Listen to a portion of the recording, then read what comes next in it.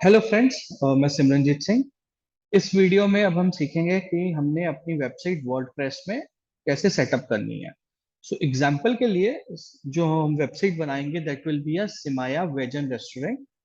ये 3 पेजेस की वेबसाइट होगी, राइट। तो चलो सबसे पहले हम देखते हैं कि वेबसाइट को वर्डप्रेस को किस तरह से सेटअप करना है ताकि हम अपनी वेबसाइट बनानी स्टार्ट कर सकें। तो सबसे पहला स्टेप है कि आपने XAMPP कंट्रोल पैनल को रन करना है, रन एज एडमिनिस्ट्रेटर।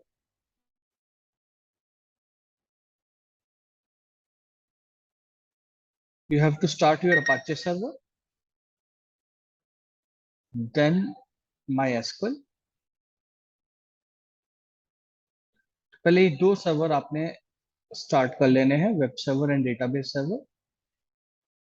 तो उसके बाद आपने क्या करना है, you you will go to your website, sorry, जहाँ पे XAMPP इंस्टॉल्ड है आपने वहां जाना है। जैसे मेरे केस में डी ड्राइव में XAMPP इंस्टॉल्ड है, right.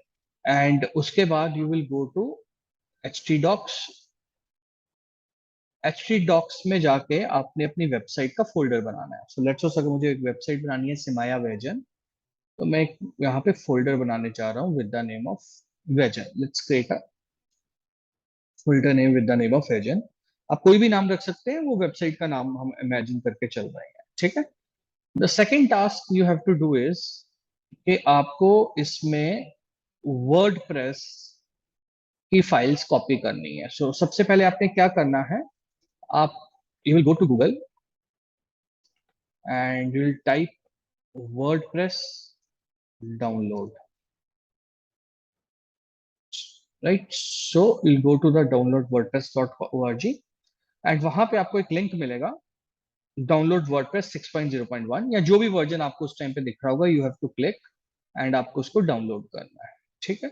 In my case it is already downloaded. Just for example purpose मैंने आपको यहाँ पे दोबारा डाउनलोड करके दिखाया है। So once you will download, जहां पे भी आपकी ये वर्डप्रेस डाउनलोड होगी आपको उस ड्राइव में जाना है। जैसे डाउनलोड्स फोल्डर में गए, अब यहाँ पे मेरे पास वर्डप्रेस आ रहा है, ठीक है। अब देखेंगे नीचे मेरे पास ऑलरेडी है। So just for the example purpose मैं इनको डिलीट कर रहा हूँ ताकि कोई कंफ्लिक्ट ना आए। टू डिलीट ऑल फाइल्स जो मुझे नहीं चाहिए, ठीक है। Now what you are going to do is, आपकी जो भी फाइल आई है जिप फाइल होगी, आपने राइट क्लिक करके से एक्सट्रैक्ट कर लेना है। क्लिक करने ओके, और आप देखेंगे कि यहाँ पे एक फोल्डर बन जाएगा वर्डप्रेस नाम से। अब आपने क्या करना है, इस फोल्डर में जाना है, you will go to WordPress और आप यहाँ पे देखेंगे सारी फाइल्स एंड फोल्डर्स आ रही हैं वर्डप्रेस की। आपने इसे सेलेक्ट करके कंट्रोल ए से आप सेलेक्ट ऑल कर सकते हैं and then you will press control C, copy. और फिर आपने जहां पे XAMPP फोल्डर के अंदर htdocs नाम से आपने एक फोल्डर के अंदर, आपको याद होगा हमने एक वेजन नाम का फोल्डर बनाया था, वहां पे जाके आपको अपने इसको पेस्ट कर देना है सारे फाइल्स को, ठीक है। तो it will take some time, ये फाइल्स पेस्ट हो जाएंगी। इन द मीन टाइम हम लोग क्या करेंगे, इन द मीन टाइम अब हमें मेक श्योर करना है कि हमें अपनी वेबसाइट के लिए डेटाबेस बनाना है जहां पे हमारी वेबसाइट का डेटा स्टोर होगा। So for that you will go to your Chrome and type localhost php myadmin,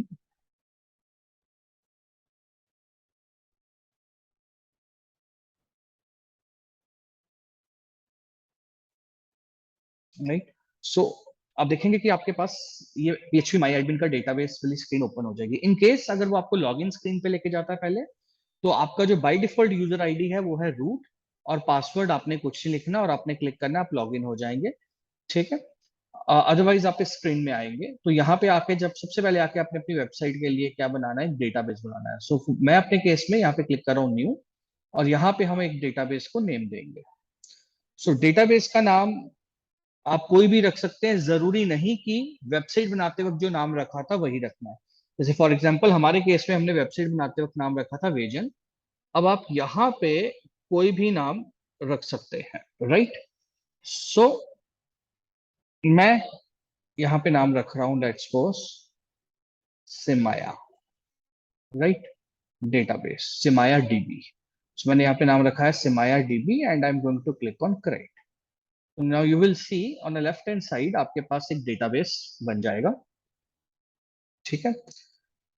अब इन द मीन टाइम हम देखेंगे हमारी फाइल्स भी कॉपी हो चुकी हैं। सो मैं अगर थोड़ा सा रिपीट करूं, अभी तक हमने क्या किया, हमने htdocs डॉक्स फोल्डर के अंदर एक वेजन नाम का फोल्डर बनाया है। इस फोल्डर में हमने अपनी वर्डप्रेस की फाइल्स इंस्टॉल की हैं जो हमने वर्डप्रेस वेबसाइट से डाउनलोड की थी। ठीक है, सिर्फ एक चीज का ध्यान रखना है कि जब आप डाउनलोड करेंगे तो आपने फोल्डर कॉपी नहीं करना। आपने फोल्डर के अंदर जाके जो फाइल्स हैं, फोल्डर एंड फाइल्स हैं, वो सारी कॉपी करनी है एज इट इज। ठीक है, एंड सेकंड स्टेप हमने क्या किया, हमने डेटाबेस सर्वर पे गए PHP माई एडमिन में, और वहां जाके आपने सिमाया डीबी नाम से एक डेटाबेस बनाया।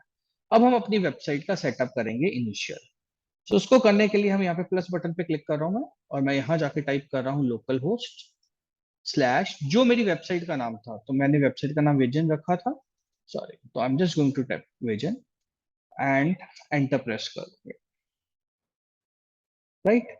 सो अभी जब ये वेबसाइट अब ओपन होगी तो वो हमसे सेटअप प्रोसेस हमें उस पर करना पड़ेगा, राइट। जैसे फॉर एग्जांपल इस केस के अंदर वी हैव अ वेबसाइट जिसमें वो हमसे लैंग्वेज पूछ रहा है, और वो लैंग्वेज का नाम जैसे हमने सेलेक्ट करना है इंग्लिश। सो इंग्लिश सेलेक्ट करके विल क्लिक ऑन कंटिन्यू। ठीक है, उसके बाद अगर आप यहाँ पे देखेंगे तो मैसेज आएगा कि आप अपने डेटाबेस का नेम, यूजर नेम, पासवर्ड रखो। So you will click on let's go. अब डेटाबेस में हमने वही नाम रखना है जो हमने यहाँ पे नाम रखा था, जैसे हमने नाम रखा था सिमाया डीबी। सो हम यहाँ पे नाम रखेंगे सिमाया डीबी। यूजर नेम, जैसे हमने कहा कि बाय डिफॉल्ट जब आप अपेचे इंस्टॉल करते हो जैम, तो माई एसक्यूएल का बाय डिफॉल्ट यूजर नेम होता है एडमिन का रूट। और पासवर्ड बाय डिफॉल्ट कोई भी नहीं होता, ब्लैंक होता है, तो हम इसे ब्लैंक छोड़ देंगे। हालांकि ये सिक्योर वे नहीं है, बट हम आगे जाके आपको सिखाएंगे कि इसको पासवर्ड को कैसे सेट करना है। अभी के लिए हम इसको ब्लैंक छोड़ रहे हैं। रेस्ट आपने उसे डिफॉल्ट लीव कर देना है, local host and WP underscore. So मैं अगेन रिपीट कर रहा हूँ, इन डेटाबेस नेम आपने जो डेटाबेस बनाया है उसका नाम रखना है। ठीक है जी, देन यूजर नेम, ठीक है, देन लोकल होस्ट। ठीक है, so I click on submit button, then you click on run the installation, right. And यहाँ पे अब आपकी वेबसाइट का मेन पेज आ गया। सो यहाँ से आप अपनी वेबसाइट को मैनेज करना स्टार्ट करेंगे। जैसे साइट टाइटल आ रहा है, so I am writing here for example Simaya. ठीक है, एंड इन यूजर नेम आप कोई भी यूजर नाम रख लीजिए, फॉर एग्जांपल अभी मैं यूजर नेम रख रहा हूँ एडमिन।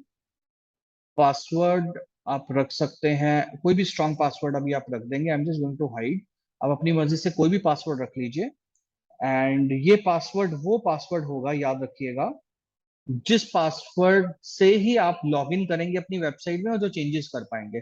सो आपको अपनी वेबसाइट बनाने के लिए एक दो वेबसाइट के आपके इंटरफेस होंगे, एक एडमिन इंटरफेस और एक कस्टमर इंटरफेस। ये जो हम पासवर्ड रख रहे हैं, यूजर आईडी एंड पासवर्ड, ये एडमिन इंटरफेस का रख रहे हैं, जहां से हम अपनी वेबसाइट बना सकते हैं। सो इस यूजर आईडी और पासवर्ड को आपको याद रखना है।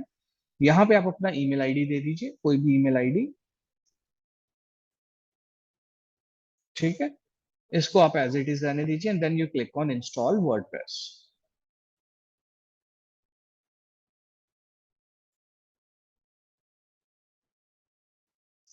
राइट। सो यहाँ पे अब आप देखेंगे कि वर्डप्रेस उसने कहा इंस्टॉल्ड हो गया, and then you will click on login. यहाँ पे जाके फिर हम अपना user name and password fill करेंगे जो भी हमने वेबसाइट बनाते वक्त रखा था। Now you will click login, और आप देखेंगे कि ये आपको डैशबोर्ड में ले आया, राइट।